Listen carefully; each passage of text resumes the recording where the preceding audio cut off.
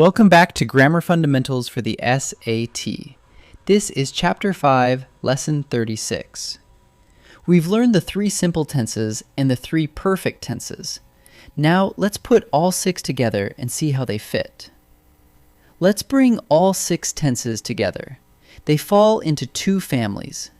The first family is the 3 simple tenses, which place an action in plain time. I buy, that's present.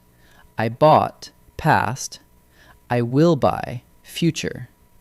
Those are the simple tenses. The second family is the 3 perfect tenses, which use a form of have plus a past participle. I have bought, I had bought, I will have bought. Those are the perfect tenses.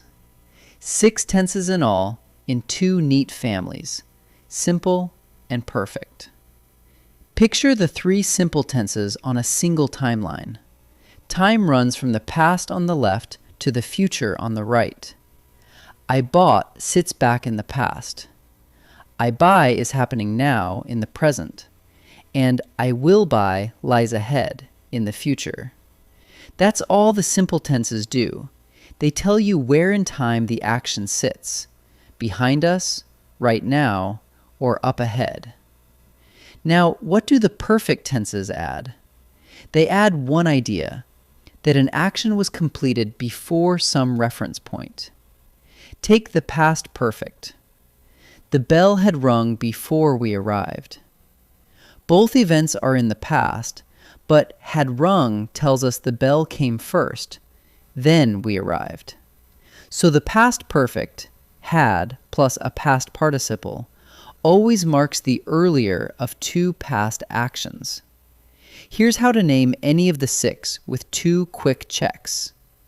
Check 1. Is there any form of have? If there's no form of have, it's a simple tense. If there is a form of have, it's a perfect tense. Check 2. Read the helper to pin down the time. For the simple tenses, the verb itself shows it. The base form, the ed past, or will for future. For the perfect tenses, the form of have shows it. Have for present, had for past, will have for future. Find the have, read the helper, and the tense names itself. Let's apply it once more. By the 1980s, several species had nearly vanished. Is there a form of have? Yes, had, so it's a perfect tense. Had is joined to the past participle vanished, and had marks the earlier past, so this is the past perfect. 2 checks, have or no have, then the helper, and you can name any of the 6. Let's practice. Name the tense of each verb. Look for a form of have first, then the time. Pause and try before I answer. As an animal specialist, he visits the island often. Visits is a simple present verb, no helper, just the S form. So it's present tense. By the 1960s, game wardens had noticed a sharp decline. Had noticed uses had plus a past participle, so it's past perfect. However, no one found any dead birds. Found is a simple past form with no helper, so it's past tense. Now build the right form. Use the recipe. Simple tenses take the verb alone.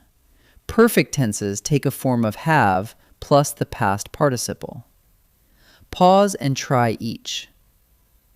Which is the future perfect of fight? Future perfect is will have plus the past participle, and the past participle of fight is fought. So, will have fought. Which is the past perfect of enjoy? Past perfect is had plus the past participle, and enjoy is regular, so enjoyed. That gives had enjoyed. Which is the simple future of choose? Future is just will plus the base form. So will choose, with no form of have, because it's simple, not perfect. Let's wrap up. All 6 tenses fall into 2 families. The 3 simple tenses, present, past, and future, tell you where in time an action sits. The 3 perfect tenses add that the action is completed before some reference point, and they always use a form of have plus a past participle. To name any tense, ask one question. Is there a form of have? Then read the helper.